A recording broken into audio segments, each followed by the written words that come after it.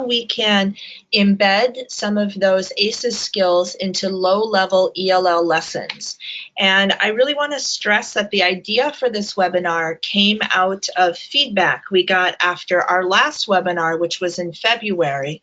And one of our questions on our evaluation had to do with what other topics would be useful for you, and this one came up. And so we'll be again asking you at the end of this webinar for ideas about topics, and it is really helpful to know what people are interested in, and we do try to be responsive.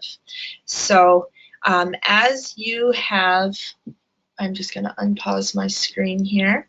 As you have already seen, Patsy is going to be our tech hostess today. So if at any point you have any questions about using GoToTraining or your audio isn't working, please get in touch with Patsy. You can use the chat box or send her an email, and she will walk you through how to get things back on track, okay? All right, and I did not turn on my webcam because I am looking a bit sunburned, and when I said hello to Patsy earlier, I didn't like the way I looked in the webcam. So I got a little too much sun over this past weekend when it was so nice outside.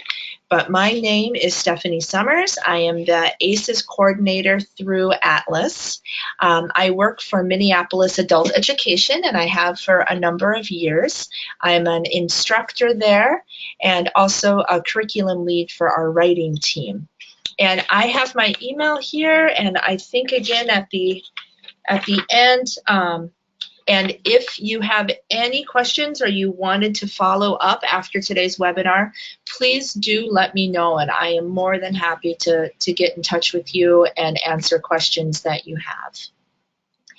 Okay, and I am very excited to announce that we're going to have 3 special guests joining us for our webinar today. We're going to have Erin Cary joining us. Erin is the Education Program Manager and an instructor at Lindell Education Program. We are going to have Kristin Klas, who recently joined our team in Minneapolis, and before that was at Hmong American Partnership for a number of years. And then Dr. Jamie Kreil from Cedar Riverside Adult Education Collaborative. And these 3 women agreed to come on today and talk about plans that they have developed for working specifically with lower level learners that do embed ACES skills. So we're really excited to hear from them and to have them sharing their ideas. So before we dive into the lessons, we'll quickly go through our objectives for today. So we're going to review the 6 categories of the TIF with their skills and sub-skills. This will just be pretty quick here, a couple of slides. Just to keep in mind, I do know that there are people who might be new to ABE or new to ABE in Minnesota, and they might not be familiar with some of the language we'll be using during the webinar. So we did want to go over just a little bit about ACES and the TIF before we got started. Then we're going to be exploring ways to incorporate ACES TIF into lessons specifically for lower level learners. There'll also be a way for us to share resources and best practices. We'll do that using our chat box. You can also raise your hand if you want to speak. That kind of lets us know you want to talk, and then we can call on you. I see someone's just asked, will this presentation be available after this session? Yes. So by the end of this week, I will reach out to all of you with a link to the recording, and Patsy will also be uploading the video of this webinar to the Minnesota ABE Professional Development channel on YouTube. So it will be available. It just takes about 24 to 48 hours for the recording to be ready to send out. So that was a great question. And then, you know, as I was looking through the lesson plans that our co-presenters shared with me, I realized that a lot of it is going to be things that you already do in your classroom with your learners. And so I added this last objective because I think it's important to validate the fact that you're probably already doing a lot of these things that are ACES skills. And so I wanted to just kind of acknowledge and validate that. Sometimes we get nervous about this idea of standards-based instruction, incorporating our sets of standards. And I think you'll see that you already are. And so maybe it's just about kind of reframing what you're already doing to acknowledge that that is ACES and that is standards-based. So those are our objectives for today. And as we get started, I wanted to have a chat, and then if maybe we'll revisit some of the ideas that you chat out as we're sharing the lessons. So please use your chat box and share with us what are some of the challenges you experience working with low-level learners, and how do these challenges impact your planning and the types of lessons that you deliver. So we'll take just a couple minutes to think about this, and the chat box is on your control panel that should pop up for each of you, and you can maybe see where Patsy's been chatting. If you can chat here to our entire audience, that would be fantastic. Already Dina has said the inability to read or write. Yes, so at least a couple of the lessons that we're going to look at today have a lot of pictures. They're kind of picture-based lessons, and I think that addresses this idea of students not being able to read or write. Thank you. And then we've got from Denise, erratic attendance. Yes, and so attendance, I think, is not just an issue with our low-level students, at least in my experience. That happens pretty much all throughout ABE. Now we've got lots of stuff coming in here. This is great. Callie wrote challenges, students who don't attend regularly. So that's brought up again. They fall behind, and then they need extra help, and then lack of literacy. Great. Melissa, some learners are still working on foundation skills while others can read. So maybe this idea of differentiating for those who are really kind of what we call pre-literate and the ones who have some skills. Having a multi-level class, multi-level, and we've got to be extremely slow for some, whereas others might get bored with a very, very slow pace. Students had never been in an educational setting, never attended school, so you will see I did ask our three guest presenters to give us a little background on their learners, and several of them did say that their students come from educational backgrounds where they did not have low or formal education. And then determining motivation, that's an interesting one. Also, I think applicable to a lot of different ABE learners. Okay, no prior schooling, yep, And so hopefully we're gonna, hopefully it will help you, maybe help all of us to know that these lessons were developed for the kinds of learners that you're describing, those who maybe are pre-literate, those who don't have a lot of formal education, or they have interrupted education, probably due to being refugees. Okay, just want to make sure I didn't miss anything. Yeah, okay. Thank you so much for sharing, those of you who use the chat box. That's wonderful. So again, we will try to come back to some of these concerns or some of these challenges when we talk through the lessons. Okay, so just a quick overview of ACES now. So ACES is, I believe, ACES started about 6 years ago. The first TIF, I think, was in 2013. And so the purpose of the ACES project, which ACES is an acronym, Academic, Career, and Employability Skills, the purpose of ACES to ensure that ABE programs are able to provide effective, contextualized instruction, integrating post-secondary education and training readiness, employability skills, and career readiness at all levels. So that last part there is the part that kind of brings us here today is it feels like it's not as big of a challenge to do these kinds of activities at the higher level, or for those students who we typically think of as bridge students, those who are maybe getting ready to move on to their next steps. But it can be a little more challenging to think about how to plan rigorous lessons that touch on a lot of different important standards with lower level students. And so that's why we're going to focus on that today.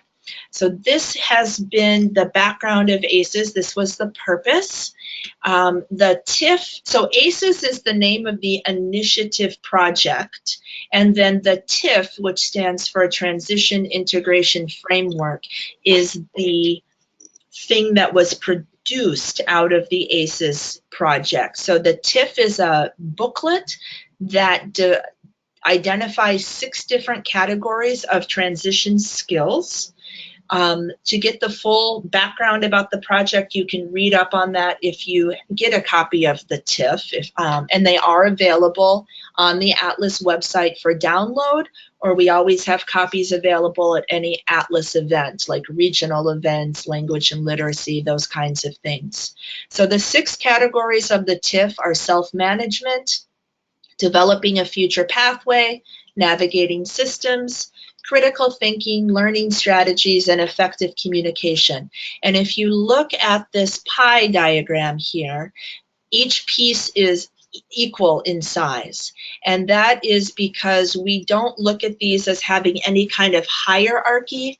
We don't look at one skill being more or less important than another skill. Rather, we know all 6 of these skills are very important for our learners to develop in order to take their next steps and be successful. So just a little bit more about the TIF, the Transitions Integration Framework. It contains a definition for each of the 6 categories. Each category has typically 3 to 4 main skills, and then the number of sub-skills under each of those skills varies. The sub-skills just kind of break down what a skill means. A skill can be fairly broad, so the sub-skills kind of dig in a little deeper as to what specific things might be included in that skill. Then the booklet contains sample activities that are at 3 levels of complexity. There's beginning level activities, intermediate, and advanced. We have technology ideas, so there's both things that would integrate technology and those activities that do not rely on technology in the booklet. And then we tried to contextualize these activities for 3 areas. We have community, school, and work. And so because of the way the TIF is organized and because it has the sample activities, it does make it a different type of framework than some others that people might be familiar with. So there are certainly other employability or soft skill frameworks out there. And this one is unique because it was developed here in Minnesota and because it does contain those sample activities, which can be really helpful to people as they're thinking about ideas. The other part of the ACES project involved all of the training that was developed around familiarizing people about the categories and about using something called the ACES process, which is right here. So when we did our initial ACES training, it was mostly through PLCs. And in those PLCs, we taught the ACES process. So here we break the ACES acronym down in a slightly different way, where the ACE, or the A, stands for assess, the C stands for complement, then we have evaluate and study. And this is an approach to lesson planning that can work well for trying to intentionally include any type of standards. So when you assess, you look at what skills or what standards might already be addressed in the lesson as it was written. When you complement, you're thinking about what additional skills or standards you might want to incorporate because of the needs of your learners or the needs of your program or that kind of thing. Then after the lesson is taught, you evaluate how it worked using evidence of student learning, and then the study, you reflect about what else your students might need in order to reach their goals. So as we move through our lessons today from our guests, we'll be having them talk a little bit about how they use the ACES process in their planning. Okay, and again, if you have questions as I move through this, please do chat them out so that we can see them. All right, so we will be hearing now from our guests. Our first guest is going to be Erin Cary. Again, she works for Lindell Education Program. Erin, are you with us? Yeah, can you hear me? I can. Okay, so Erin is going to, Erin's going to talk you through her lesson. The materials for Erin's lesson are in the materials tab. So if you want to pull those out, that might be helpful. And Erin, do you want to start telling us about your grocery store navigation lesson? Okay, so I am sorry, I'm just trying to navigate this on my phone. Oh, okay. I can't really see the PowerPoint right now. Hold on a Okay, second. that's okay. So here I can Oh, there we go. talk. Okay. You got it? Okay. Yep, I'm Okay. with you. Okay, Okay. so hello everybody. I'll just repeat. My name is Erin Cary. I'm the Education Program Manager at Lindell Education Program. I'm also an instructor, and I'm going to share a low-level lesson that I did with our beginning morning class, which serves learners from the very lowest end of the CASAS, about like a 153, up through roughly a 195. So it's a bit of a broad range. We don't really have a true zero level class, but we could differentiate a bit within this lesson. Okay, and you can see on the slide here the kind of background of a lot of Erin's learners. Might be similar to yours. As a lot of people mentioned, they work with people with interrupted or limited formal education, and those are Erin's learners as well. So Erin, I'll go to the next slide where you shared your objectives. Sure. So people can read through those. And Erin shared that her lesson was part of a sequence of practice activities during a unit on food and shopping. And it looks like your goal was to help learners basically know where to find common items in a grocery store and how to ask for an item if they weren't able to find it. Is that right? That's right. Yeah, we were working with, and maybe some of you have too, one of the food access programs through the University of Minnesota Extension, and they had arranged a field trip with us to the local Cub, where they would provide shopping bags filled with resources about looking for food, and then they would take us through sections of the grocery store and give advice about how to save money in terms of not buying like pre-cut food or being aware of unit prices and things like that. And then they had a activity at the end where students had a list of they had to find basically food for a meal for a family of 5 within a certain price point. So I wanted them to be able to navigate the grocery store in order to complete this objective, and not to sort of have to randomly wander around, but to have a sense of the geography of the store. So of course, toward the beginning of the unit, we had learned some food vocabulary, and I wanted them to have a sense of where they could find different foods within the store, and how a grocery store is typically laid out. To have a list and be able to find items on the list. And then if they were, having some kind of breakdown or barrier in their attempts to locate the items, then they could ask for help and follow the advice of the employees. Great. Okay, so what I'm going to do next, Erin, is I'm going to show your some of your lesson materials, and those are also, again, for everyone in the materials tab. And I would like people to kind of thinking about her objectives, what she's just told us, looking at the materials that she shared, think about what ACES skills, you're going to kind of do a quick assessment of Erin's lessons.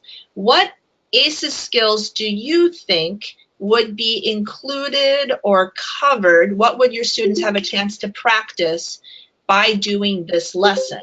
So I will pull up some of the materials now, and you also have access to them. And I would like people to chat out a few of the ACES skills, and it could just be you could just do a category if you're kind of new to the TIF, or you could also do a skill and sub-skill. So for example, critical thinking 1 would mean critical thinking sub-skill 1. And we can chat those out in the chat box, and then in a minute we'll show you what Erin identified as being her main lesson objectives as far as the TIF goes, okay? So we will look for people to chat out some of their ideas, and on my screen I'm trying to kind of put up, it'll be, hopefully you can see this, there is a dialogue that she shared, and then also there is a chart with the different aisles and sections of a grocery store, and then along with that there are all these pictures of food. And so I think there's some matching here where students were going to match where these different items might be found. So if we're thinking about the TIF, what are some skills or skills and sub-skills that we think our students would be building through doing these activities? Okay. So I'm going to pause for a minute, let people chat a couple things out, and then we'll show you what Erin identified. But the first step in this process of knowing how to embed ACES skills is kind of looking for what skills might exist in a lesson. So that could be a book that you're using. It could be something you find online, like a worksheet. It could be something you've created. So Melissa says communication 1A, asking where something is located. So yep, effective communication. Effective communication, now that's been validated here. Real life skills, navigating the grocery store aisles, vocabulary skills, food category skills. Good. So Dina, I'm gonna thank you for chatting, and I'm gonna kind of translate a little of what you put into TIFI language. So the food category skills, categorizing is a critical thinking skill. And so we might say that the food category part would be critical thinking, and that's sub-skill B, to categorize items. Okay. So hopefully we'll get a couple more people chatting out, because this is sort of a learn by doing approach here. And I know sometimes it can be hard to flip through your TIF booklet while you're also doing the webinar. But I bet at least one more person could chat something out before we move on. Okay. And we've got, thanks Melissa, effective communication 2B. Okay, fantastic. So effective communication 2B. All right, so that is, that has to do with use language style, level of formality, and nonverbal cues. So that's about using the appropriate tone and register. Yes, so if we're approaching someone and asking for help, we definitely want to be aware of those things, our communication skills. Okay, thank you all for chatting out your ideas. I am going to go back to the slides now, so I'm going to take away the lesson plan for just a moment, and we are going to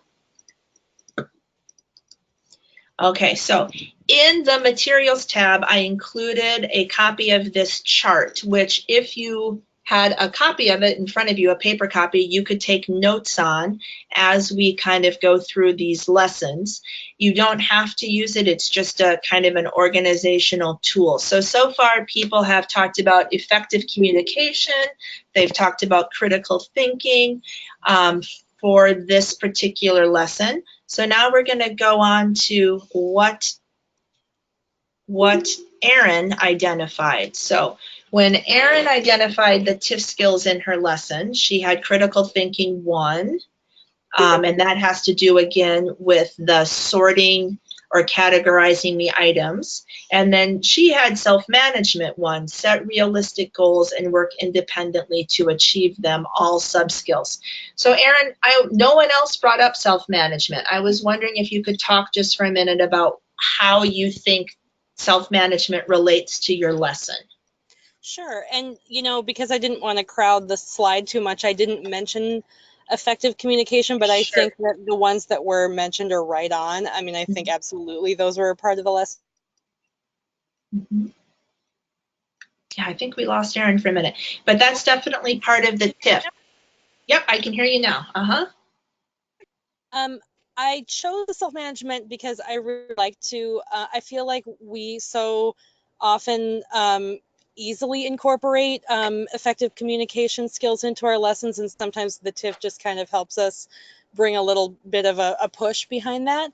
But self-management is one of my favorite categories because I feel like that is really an important value to me as a teacher. Is, you know, the reason we're all there is to increase our learners' independence and, you know, using English and using their soft skills and in building confidence to accomplish things in their lives. So I feel like, you know, for someone to be able to ask someone in their non-native language for help and to use that help, it is communication, effective communication, but I think also like just navigating something and being able to incorporate help into that is an important self-management skill. And I think it's exciting for learners to go into a real life context and be able to really apply the sub skills independently. So I wanted to add that one explicitly. That's great. And I think when you were describing the lesson earlier, so they were doing this with the goal of being able to complete the activity that this partner agency had set in front of them. Yes? Yes. Okay. So when we talk about setting goals, in this case, the goal was working together or, you know, in a small group to be able to prepare ourselves for completing that task successfully. Is that right? Right. So we practiced it in class so that they kind of had the opportunity to try it out and make mistakes and learn from those mistakes. And then, you know, we were going on a field trip into a real life environment. So they had an opportunity to try everything out before they needed to actually accomplish the task in a real environment. Excellent. And what I started to say when we lost you for just a minute is even though you didn't put effective communication on here, I think that's one of the things people often ask about is when you look at a lesson, it could go in many different directions and you could potentially incorporate many different skills into almost any one, you know, lesson. And so one thing to think about is maybe what you practice more or what is more your style or your habit to incorporate into your lessons and what you need to be a little more intentional about. So it sounds like you focused on the self-management because you felt like effective communication was often something your students worked on in class and it was kind of a natural part of your lessons. And so the self-management was something you intentionally wanted to bring forward for this lesson. Do I have that right? Absolutely. Okay, great. So what we're going to do now, all of you participating in this webinar, is we are going to look again at Erin's materials, and we are going to think about, we're going to chat out a couple of ideas of how this lesson might be complemented. So we've got critical thinking, we've got self-management. You've seen a few of the skills and sub-skills that were included. What are some things that you might be able to bring into this lesson, maybe by adding on a little something extra? So we're looking for an enhancement to what is already here, and by completing that enhancement, we would be adding another layer of TIF skills. So I will go ahead and give an example. I was thinking, because you're going into a grocery store, which is of course a workplace, you could bring in potentially some developing a future pathway skills by talking with students a little bit about different kinds of jobs you might see in a grocery store. So there are cashiers, there are people who stock the shelves, there are the people who work behind the various counters, like the deli or the bakery. And so by talking a little bit about whether or not someone might enjoy doing that job, that would be addressing the developing a future pathway skill 1, and skill 1A or skill 1B specifically. And depending on what kind of a conversation you had, you might be able to include more skills. But again, this idea of getting students to think about, you know, if I like talking to people, for example, I might be good, you know, in more of a customer service position. If I feel like I'm not that comfortable talking with people, maybe stocking shelves might be a good job for me. So those kinds of things, I think, could be a good enhancement or complement to this lesson. It would be great if we could get another 1 or 2 people to chat out their ideas in the chat box before we move on, so that we get some other ideas around how we could enhance this lesson to make it even stronger as far as ACES skills go. So we'll pause just a minute and give people a chance to chat.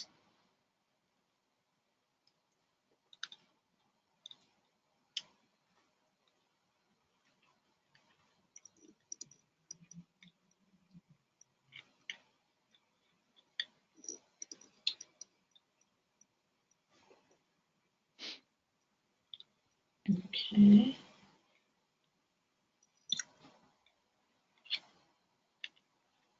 So just another idea. Or if you don't want to focus on the skills specifically, maybe you could chat out something that you might do with a lesson like this, and we can help you with the skills. So Mary Jo says, I would build academic vocabulary into this already good lesson.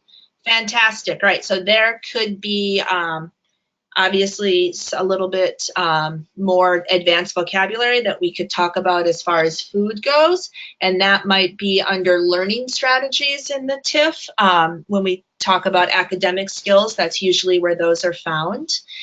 Yep, and Jody has pointed out that learning strategies 2A, graphic organizer for those sections of the store. Yes, and so if we wanted to focus on the use of the graphic organizer as a way of organizing our ideas and making our ideas visual, then absolutely learning strategies would be great.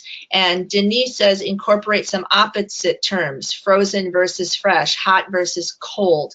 Yeah, so those are fabulous ideas. I think for Denise, that could be either critical thinking or possibly learning strategies, as one way that we sometimes approach vocabulary is through sort of using synonyms and antonyms. Vocab games and role plays, yes. So I know that Erin did include an activity for doing a dialogue role play, but some vocabulary games I think would also be a great idea for working on those learning strategies again.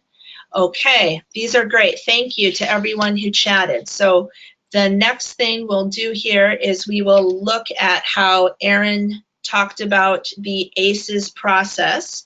Erin, are you able to see the slide that's up right now?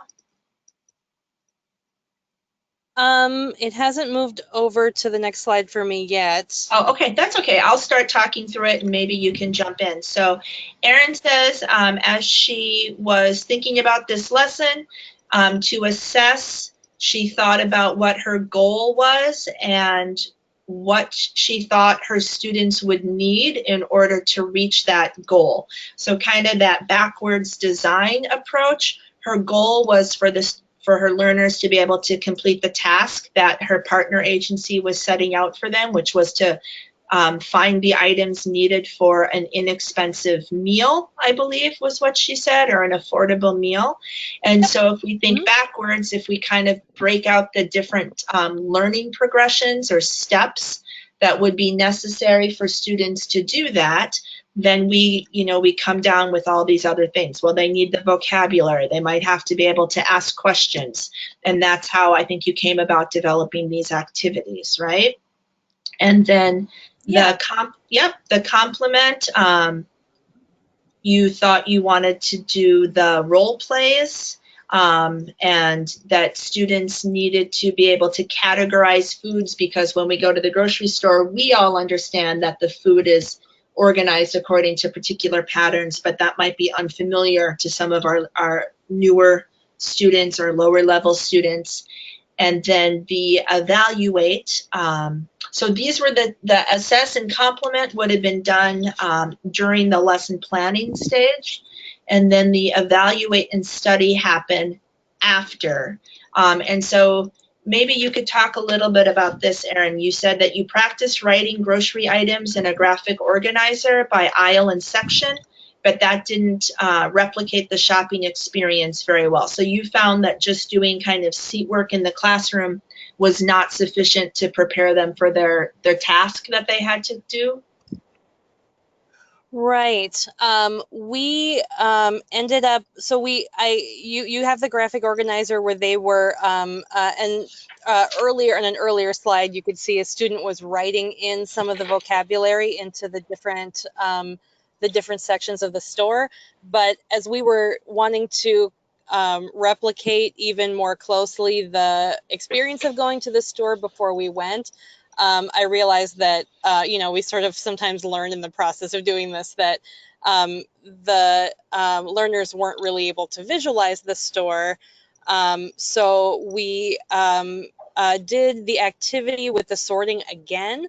And instead of just sort of having columns, I had more of a diagram of the grocery store layout with the different sections. And then they were able to take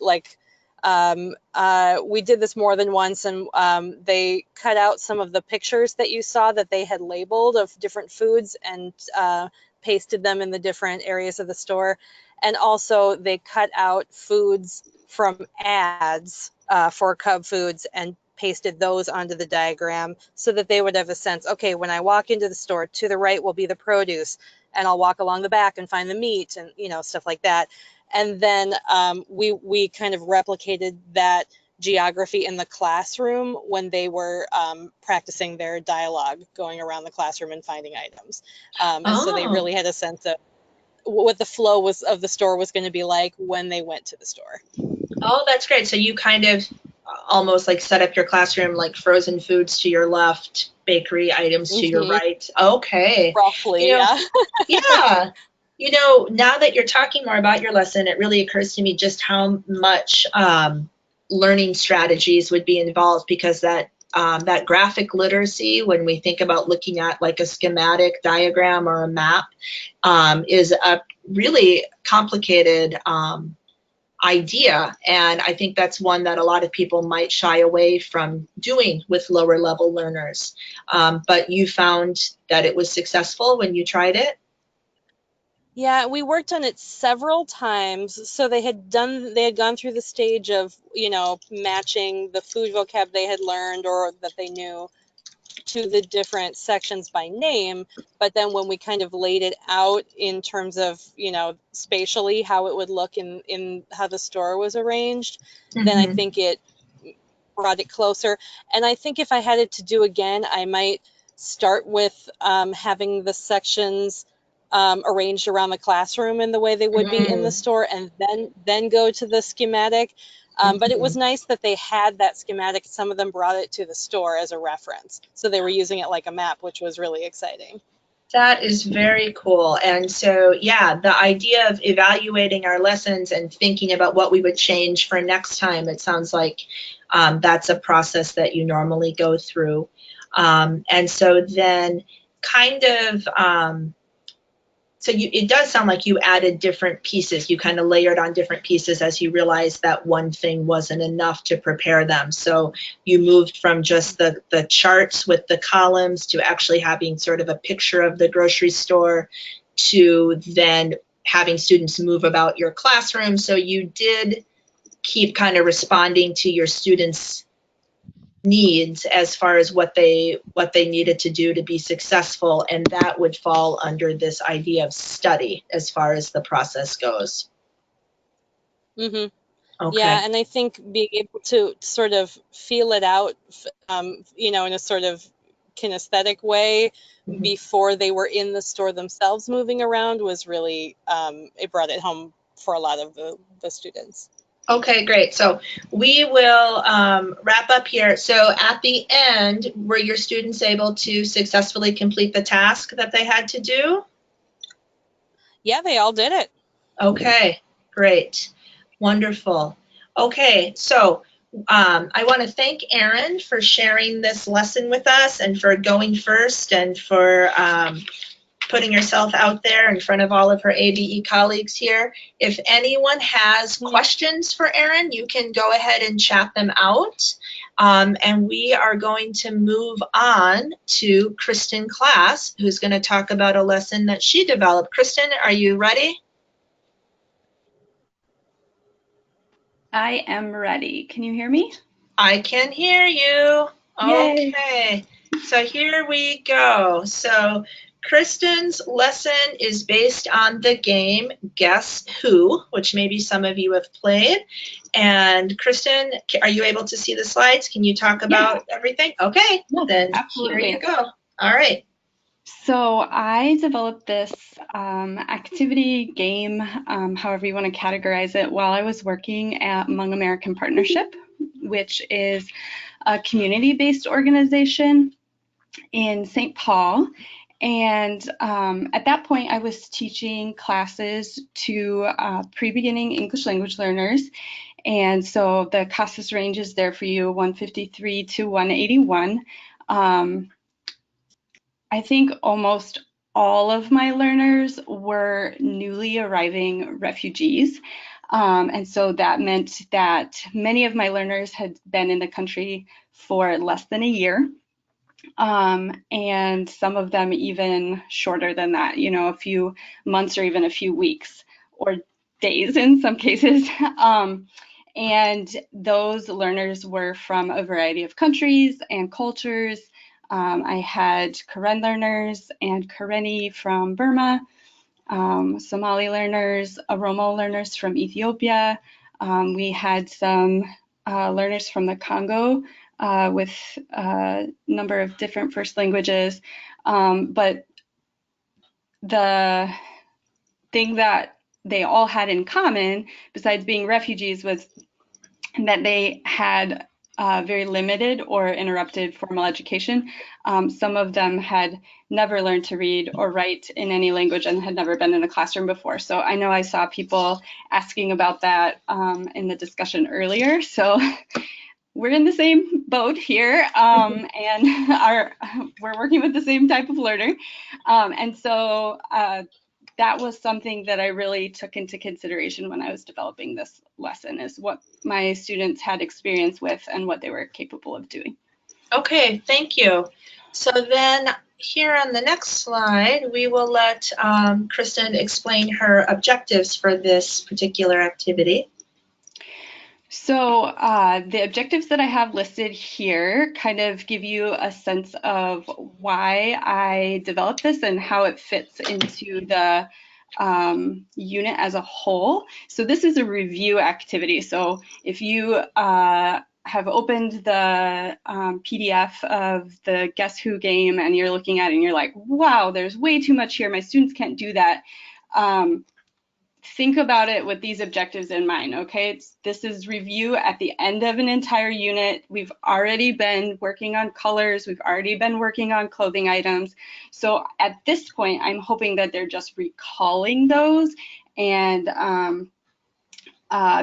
then being able to use them to describe the clothing that's in the images. This is not something we're doing at the beginning of the unit where learners have to be able to remember all these things at the same time. And then in order to make it a game and kind of add the ACES TIF lens to all of this, I want them to be able to select which image it is that their partner has by asking and answering questions together in a pair.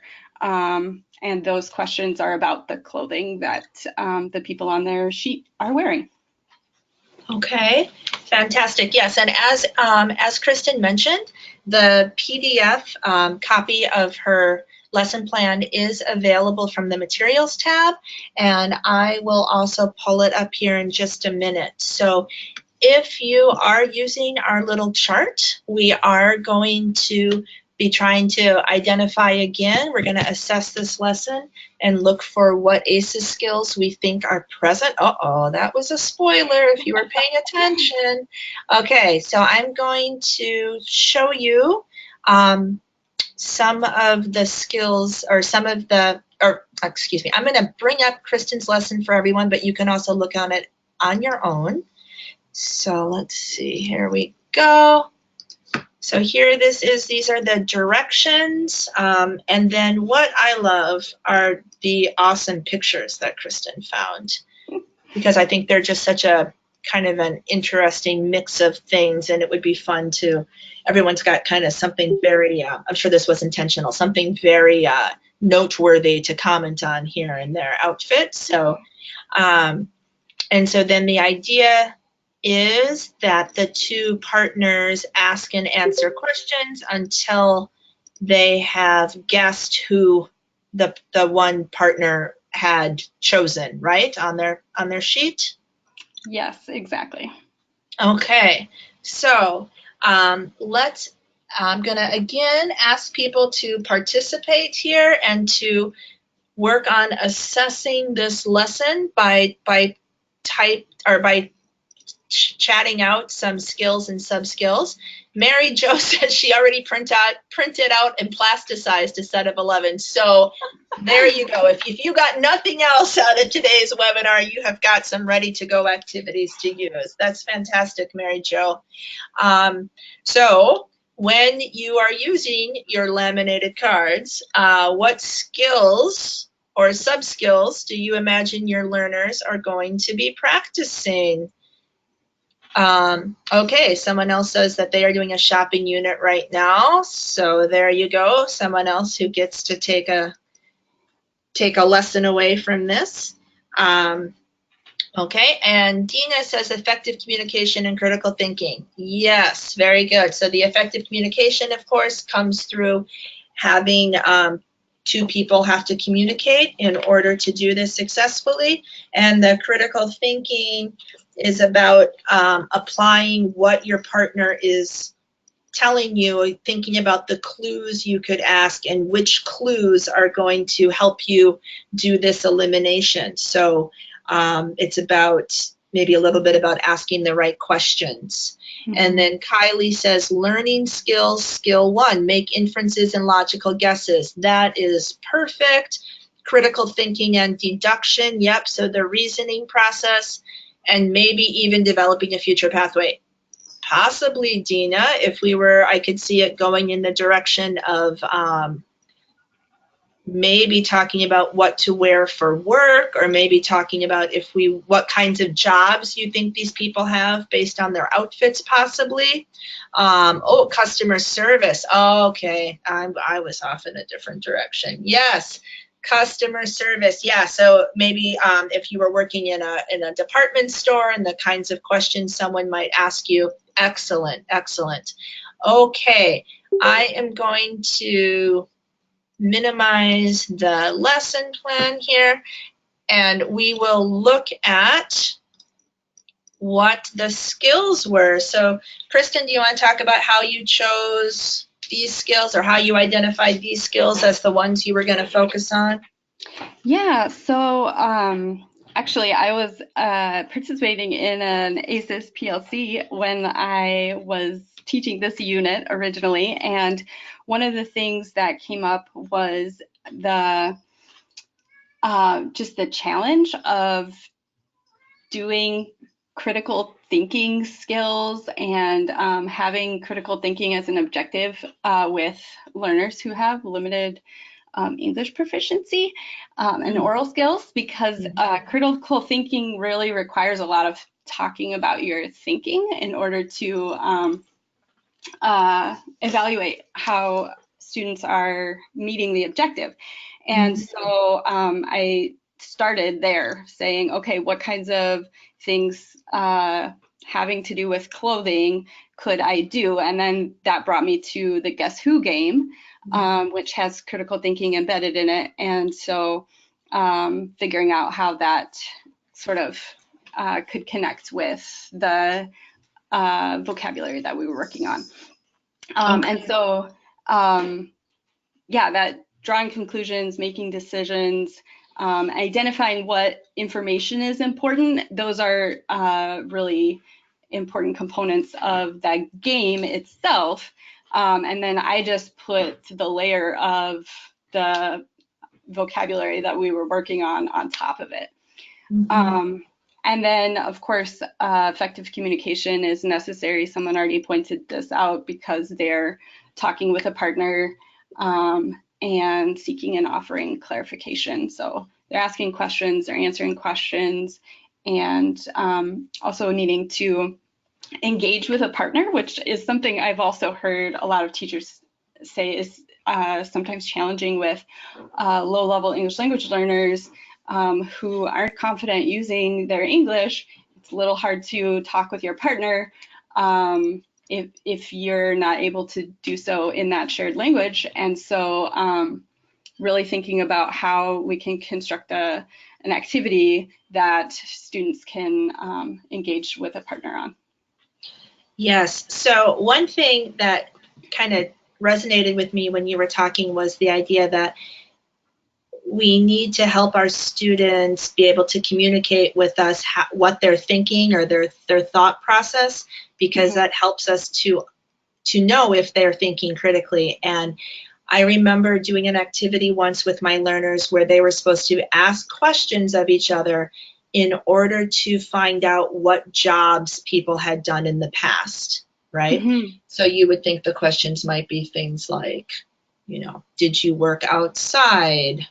Even something like, did you wear a uniform? Were you a soldier?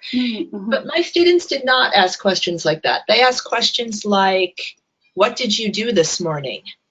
Which is not the right kind of question, right? And so, yeah, kind of going through that process of why did you ask that question helped me to understand that I think, at least initially, my students kind of thought, well, a question is a question, not necessarily this idea of we have to link our questions to the kinds of answers we're trying to get from our, yes. And so I think this game like Guess Who, which is a children's game, we think it's simple, but when we start to deconstruct what a person has to do to be successful, it is more rigorous and challenging, which makes it a great activity for teaching these kinds of skills. Yeah, wonderful. Okay, so we again are thinking about how we might be able to complement this lesson. So one person has already brought up the idea of developing a future pathway. And Mary Jo, this is wonderful. Thank you for being right there, ready to answer. We could use sentence frames. I would do this for questions here. Does the person wear glasses? Yeah. Yes, and so helping our students, a sentence frame might be that the teacher provides the stem, does the person wear, for example, and then the student could fill in that last word or words in order to get to the appropriate question. And so sentence frames or sentence stems might be a learning strategy, kind of a scaffold. and we use them to teach our students about the proper question formation here, the word order, to help them figure it out and make this task easier. So that would be a great one. Okay, do we have maybe another idea about how we could complement this lesson and include some other ACES skills? It would be great to see another 1 or 2 comments in our chat box.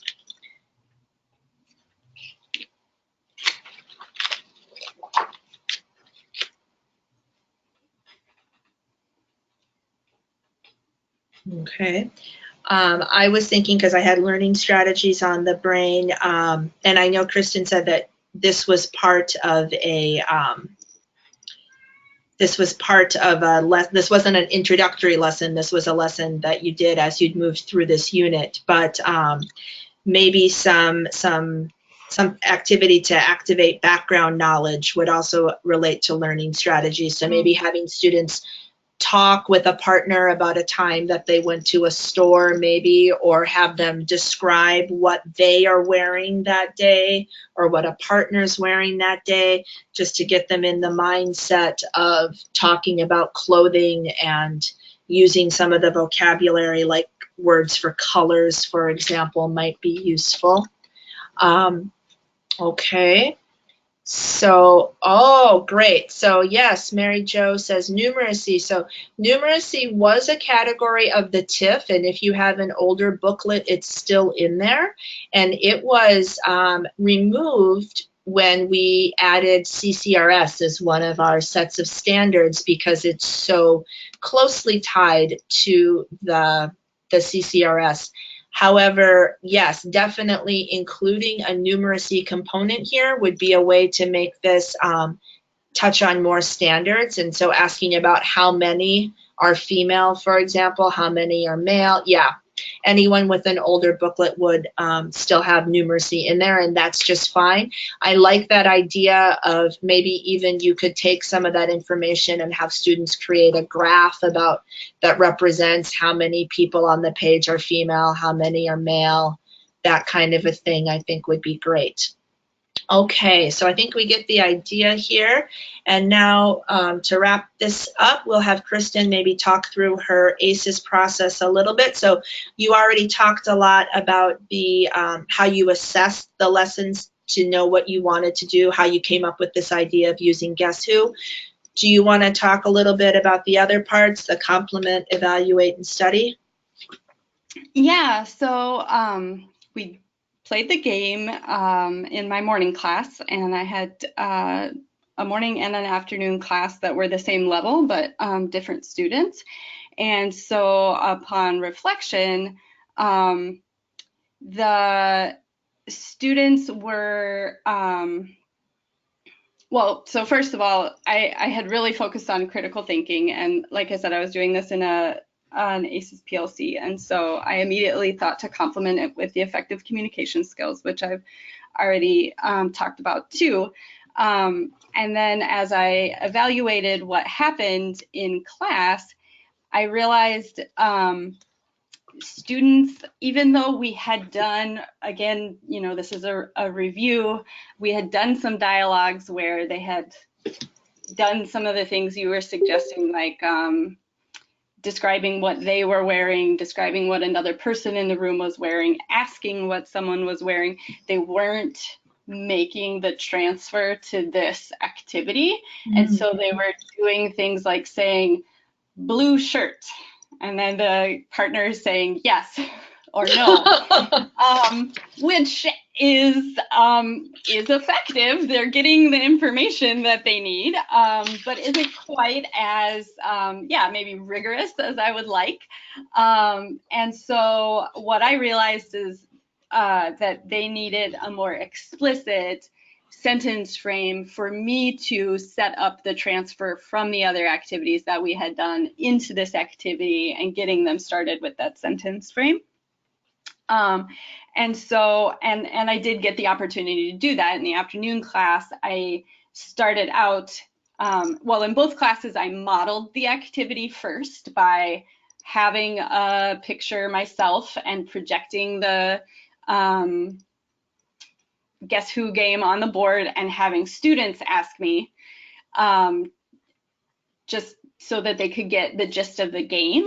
And when I did that modeling activity in the afternoon, we used the sentence frame to form our questions. And so then students were more successfully able to make the transfer to when they were in pairs, using those sentence frames, and really beefing up that effective communication piece, if that makes sense. Yeah, that totally makes sense. Great. Okay, so I guess part of my goal is just, for people to think about kind of using a process when they're lesson planning, and this again is just one approach. And so in order to intentionally embed any type of skill or standard, this is a framework or a process that you can use that would be useful and also beneficial for your students. So thank you, Kristin, for sharing your lesson. And if anyone has questions for Kristin, you can chat them out. And the next person who we're going to hear from is Jamie Kreil, who just told us that she was having a little tech issue. So Jamie, are you able to talk to us so we can hear you?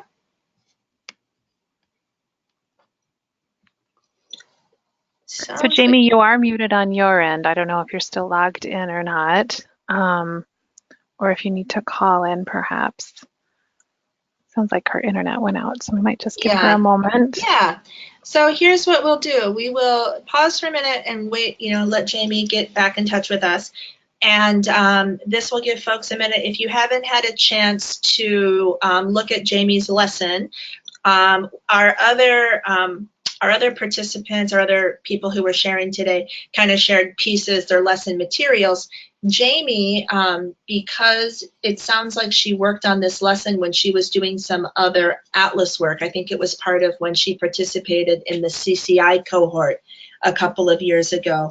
She used a specific lesson template, and that template is available on the Atlas website, and it can be useful for lesson planning that you might do at your site. So hers is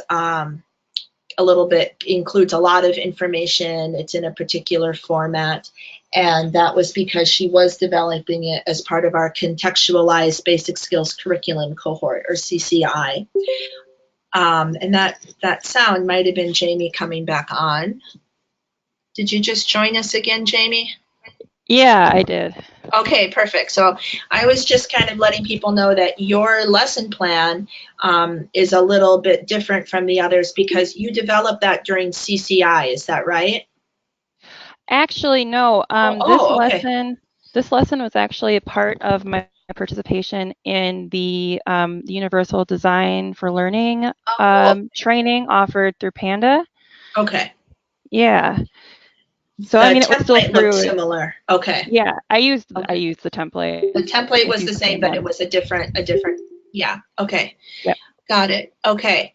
And so I do see, a couple people might have to leave if you are dropping out because you've got to go back to teaching. Again, you can always catch up at the end with the video. So Jamie is with us now, and Jamie's lesson has to do with classroom jobs and classroom rules. And Jamie, I know you're planning to talk a little bit about what UDL is. And so are you able to see our slides, or do you want me to? Yep, I can see them. Okay, great. Then I'll just leave it to you to introduce your lesson and your learners. Great. Yeah. My name is Jamie Kreil. I am a pre-beginning ESL instructor at Cedar Riverside Adult Education Collaborative in Minneapolis, and it is with pre-beginning learners similar to who Kristin described, CASAS 153 to 181, and that's what it's supposed to be, but I have students in there who are probably around beginning level as well, who are probably in the 190s, and we serve primarily East African refugees from Somalia and Ethiopia. That's pretty much it. I think at the higher levels we have some Vietnamese students, but it's primarily Somali and Oromo students. Somali and Oromo speakers with no experience or limited experience or interrupted experience in formal education. Okay, great. And then we'll switch over to your objectives here. Yeah, so as I said, this was developed as a part of, it was like my final reflection as part of the Universal Design for Learning training. And just a little bit about that, it's a research-based framework that addresses learner diversity at the beginning of the design or your planning efforts. So what you're doing is embedding flexibility into all aspects of instruction rather than trying to fit a curriculum that's already been designed or a set of instructional materials in an effort to provide multiple ways for learners to access resources and content. And the ways that you can do that is by creating a welcoming environment, providing clear expectations, presenting a variety of instructional methods and materials, and then allowing for a variety of methods, or allowing a variety of methods in the class to, in order for students to demonstrate knowledge. And I focused on, for this lesson, the creating a welcoming environment principle. And through that, that was discussion of classroom jobs and rules. And it was sort of a natural offshoot of the jobs unit that we were working on. They had already learned the vocabulary for various jobs in the community. And so the next week we transferred that, what they learned about those jobs, to talk about jobs that they could do in the classroom. And by the end of this lesson, I wanted them to be able to communicate which classroom job they liked, as evidenced by a large group question and answer session, and then what I called a two-corner activity. So if you've ever done four corners, where students arrange themselves in the class to choose their preference or something they liked, or their opinion, to share their opinion about something. There was really only two categories, so we called it a two-corner activity. They were to differentiate between the jobs based on their responsibilities. So there were customer service oriented jobs and sort of janitorial oriented jobs. They had to decide which classroom job did what. Did it help people, so customer service, or did it help the place, janitory? And they did that through a picture card and word sort to customer service and janitorial jobs. And the reason I have both pictures and words is that talking about that differentiation within a multi-level setting, even though it is pre-beginning, it's still very multi-level, as you may know. So depending on where their strengths were, they did a version of that activity. And then I actually wanted them to do the job with minimal assistance from peers, as evidenced by participation in the job they chose. Yeah, so those were the objectives for that. Great, and I like how you've explained how each of these objectives links back to your overall goal of making it a UDL lesson. So that's really helpful. Yep. So, okay, so again, Jamie's lesson is available in the materials tab, and I will also bring that up on my screen. And then we are going to try to chat out a couple of skills and sub-skills that we think would be addressed in this lesson. So we are going to be doing our assessing at this point. And so, oops, again, I'm giving it away. I am going to pull up Jamie's lesson if I can, and you can also pull it up from the materials tab, and we'll give people just a minute to do some looking, and then we'll have you share out using the chat.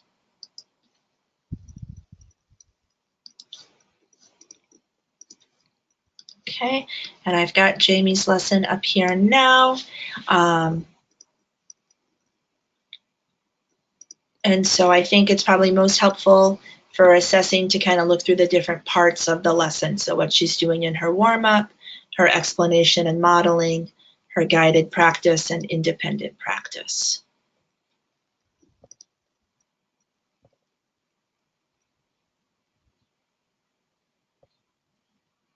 So this is a little bit more to look at. So we'll give people just a minute or two to chat.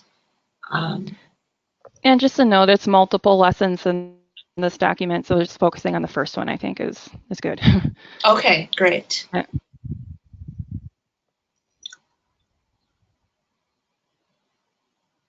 And I can help out here. I can read a little bit of it. So in your warm-up and introduction, you're showing pictures of classroom jobs and demonstrating how to do each one. The students are repeating the job title and doing the action. And as you already mentioned, you're helping students to understand the difference between a helping job that helps a person and a helping job that helps the place. And then during your explanation and modeling, you have flashcards and a T-chart on the board, and you're showing a job and asking students to sort the jobs into those two groups using the T-chart. So is it a job that helps a person or a job that helps the place? And then you are, for the guided practice, write customer service and janitorial over the appropriate category. You're working on how to spell and pronounce those different academic words. And you are demonstrating the job and asking students to tell you which category it would fall in. So we're looking to assess some of these activities by chatting out. And Melissa has learning strategies 2B, and that has to do with select and use graphic organizers such as a T-chart. Developing a future pathway 1B, absolutely, to talk about that category, and that skill has to do with thinking about what we like to do. So yes, obviously using that language I like is perfect. Identify personal interests related to future pathway, effective communication and critical thinking. Great, this is great. So again, we're just trying to get people going into the TIF, especially if you're not as familiar with it, and thinking about these different skills. So everyone's doing wonderful. That's great to see that. So now I will minimize the lesson, go back to the slides, and we'll have Jamie talk about the skills that she identified. So some of the same ones you have here. We've got effective communication and critical thinking. And Mary Jo says, I love how the students demonstrate the different jobs using their whole body. I'm guessing that has to do with your UDL focus, Jamie, is that right? Yeah, that's just some total physical response. That's basically what they were doing. Yeah. Yeah, good. So do you want to talk about how it was you've decided to focus on these two skills from the TIF? Sure. I knew that they would have to be interacting with one another towards the end of it, especially when we were doing the two corners activities, because that's what they usually do. They're inclined to do that, but they're inclined to do it in their first language, and they share the same. Many of them share the same language, so I was trying to get them to use English to do that, and that they would have to be talking to each other, and then there would be communication breakdowns occasionally, so learning how to do that. And especially with the categorizing activity, they are looking at these jobs and placing them into the appropriate category. So that's what I wanted to focus on. I forgot to put this on here, but also the self-management skill 3, that is sort of part of the extension more so in terms of actually completing the job and doing it on a regular basis. And I wanted them to, in an effort anyway to increase engagement and persistence in class, identify time demands, put it on their calendar. If they weren't going to be there to do their job, being able to call and say that they couldn't be there, that kind of thing. So self-management is also part of it. I love that because, so often when I do ACES trainings or we talk about how do you do self-management, people bring up the idea of, well, I have my learners check in with me if they're going to be absent. I think that's pretty universal. A lot of teachers do that students are expected to call or get in touch. But the idea that you're linking it to, I have to let my teacher know because I won't be there to do my job, I think really reinforces even why that's a part of our professional work culture in the first place. Because if you can't be there, someone else is going to have to fill in for you. And so I love that you brought that up. Okay, so in the essence of time, I think we're going to skip our complimenting right now, but having Jamie mention that other skill that wasn't on the slide maybe kind of does that. And we've got Dina chatting out, I like the audio drill with multisensory phonics lists. Okay. Yep. Fantastic. So here is how Jamie approached this using the ACES process. I think you've probably talked through a good part of this. Jamie, at the end, how did this lesson go? Did you think it was successful? Did it help your students to reach the goal of understanding more about the jobs we do in a classroom? I think so. You know, they successfully did the jobs and would be responsible and call in for them for about 2 weeks. Okay, all right. Yeah, you know, during the jobs unit, and then it's like, well, we're not talking about jobs anymore, so, you know, we're not going to do it. But Okay. they still remember the push and chairs one, and they okay. and they remind each other to push in the chairs. So, you know, I think in terms of evaluating how it went, I think they learned how to do those jobs, how to talk about which jobs they like. Do they prefer working with people versus working in a place, so that they aren't comfortable with their oral skills. Mm-hmm. But I did realize that I needed to build in some explicit instruction around, like, having them ask each other, do you like blah, blah, blah, rather than just hearing it from me, and then constructing those yes and no answers. And then I also needed to build in some like, you know, the language of negotiation, teaching them how to give directions to one another. So if they're like saying, no, you need to go over there to that category, you know, they can say it in English instead of their first language.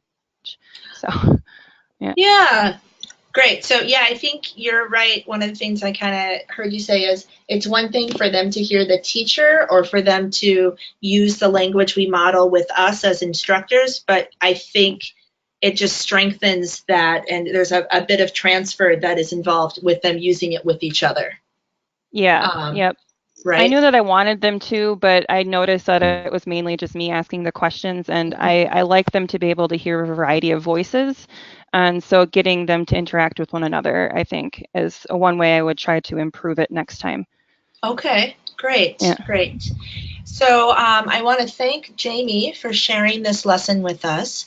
And also Patsy has shared in the chat box a link to that template. So like we mentioned, the lesson planning template that Jamie used is one that was developed for the CCRS cohort, and we kind of used some of the pages, but not all of the pages during our CCI cohort training. And so that is available on the Atlas website, where at the link that Patsy provided. If anyone has questions for anyone, you are welcome to chat them out. If there was something you wanted to know a little bit more about how they did that, you can use the chat box. And again, I want to thank all three of these wonderful women for coming on today, giving their time, putting themselves out there. So it's really fantastic. Mary Jo says one of our staff support people is from China. I see. And you practice together. Yep, that's great. Yep. It's also important, I think, for our learners to get used to listening to folks with different types of accents. I'm sure that I'm not alone when I say I've got students saying to me, well, I understand when you say it, teacher, but not somebody else. And so I think it's important for our students to talk with each other so they get used to different accents, but also get used to interacting with different people who speak not in our standard Midwestern dialect. So, all right, so we're nearing the end of our webinar. I want to thank those of you who have stayed on with us here. Patsy just shared there are some great pronunciation teaching videos on the YouTube channel. Yep, so I know Andrea from the MLC does a lot of those, and those are great resources there. We wanted to end today with just some information about more training.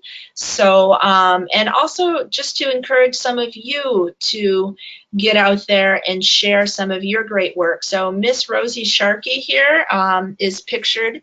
A couple of years ago, she did a poster session at Summer Institute where she was one of the first people to present on linking ACES skills with CCRS and how they go together and complement each other and can be combined into one lesson or activity that touches on multiple standards.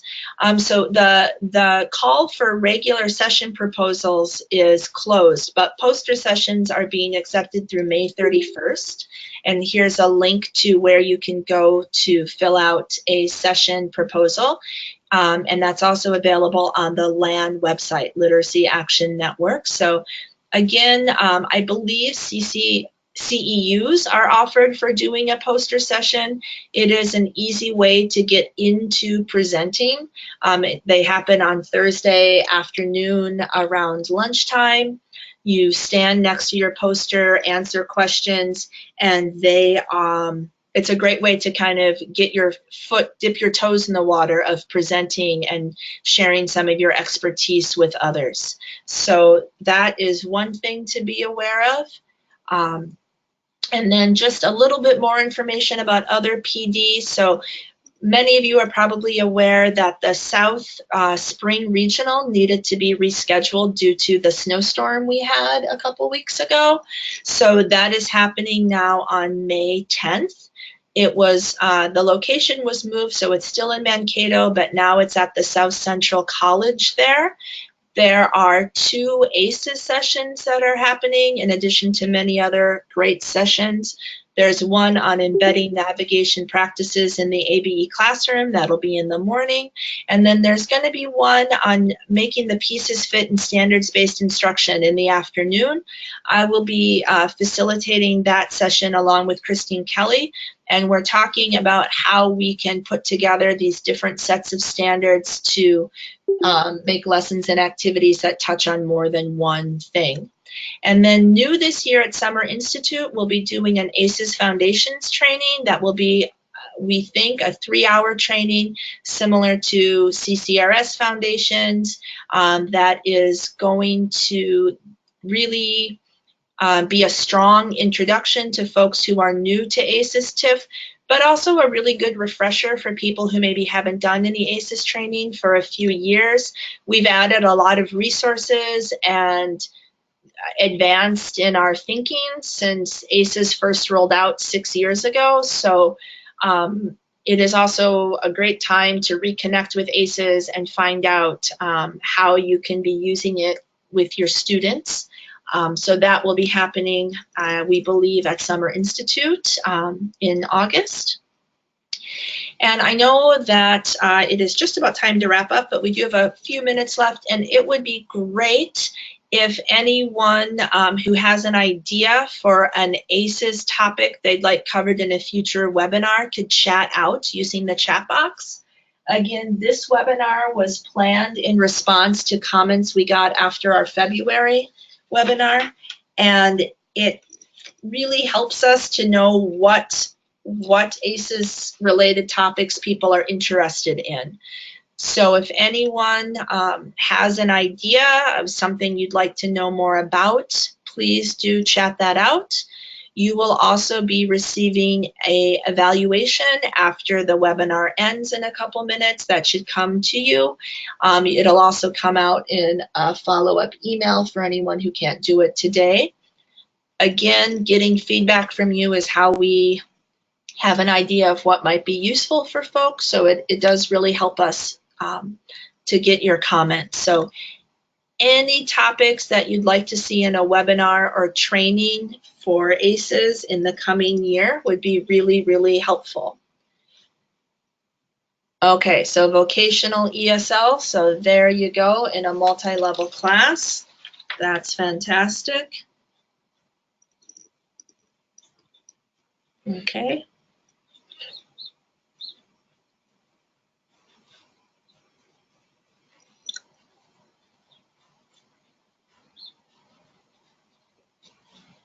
All right. So it is almost time to go. I am very interested in seeing any chats, any ideas. These are great. Otherwise, I will just leave you with my thanks for being here today. I know that especially on a day like this that is so beautiful, it is, maybe not the first thing on your list of things to do to sit inside and do an ACES webinar, but I really, really appreciate the people who participated, especially those of you who were really active participants. That makes it so much easier for us when we have folks using the chat box and sharing their ideas. So thank you all for spending part of your day with us. I am still writing down ideas, so keep those coming if you have more to say. And otherwise, I just wish you all a happy afternoon. Thank you so much. Great, thank you, and thank you to Stephanie for all her work putting this together, and to all of our co-presenters. Thanks so much, everyone.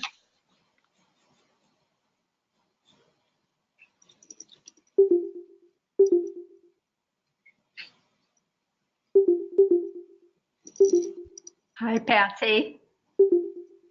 We hear you, Rosie. How are you? Hi, how are you? What's the latest? Oh, the latest is I unfortunately still have to use my cane. No. But it's getting less and less. Okay. So that's always good. In the mornings, like when I teach in the morning, I'm back in the classroom, and You when are. I teach, yes, it's been a couple weeks now, and Okay. when I teach in the morning, I'm fine. I can get around quite nicely without my cane. But then when I get home, I know that I've been on my leg a lot. It So takes its toll. Yeah. Are you able to drive, Rosie? Oh, yes. I've been Okay. driving Saturday. My son, I talked to my son on the phone, and he scolded me. He said, "Who gave you permission driving?" And he said, "Did your physician tell you you could drive?" And I said, "Well, I just didn't ask him." You're such a rebel. Well, if you feel up to it and you feel safe, then I mean, Oh, sure, I do, and it's my left leg, so I'm fine. Yeah. So and I do feel safe. Well, that's good. Well, I hope you're taking good care of yourself. I'm sure it's a long haul. That recovery is no piece of cake. Yes. So way longer than I thought it would be. Yeah. How long ago was the fall then? Well, it's 2.5 months now. Has it been that long? Oh, gosh. Yeah. Oh, well, I've been thinking about you and wondering how you're doing. I was glad to see your name on the list here so we could check in. But thanks, Patsy, for asking. Of course. All right. Well, I don't know if we'll see you at the South Regional, but maybe another time. Another time. And this was a great webinar. Thank you, Stephanie, and all of the other presenters. All right. Thanks, Rosie. Take good care, okay? Bye. Thanks, Rosie. Sure. Bye. Bye. Kristen and Jamie, are you guys still there? Yes. Hi. How did you feel that it went? I mean, other than my Wi-Fi going out, That happened to me once right when we were about to launch a webinar, and I just very randomly, my Wi-Fi cut out at home, and I was remember that. freaking out. And I think I had to use my phone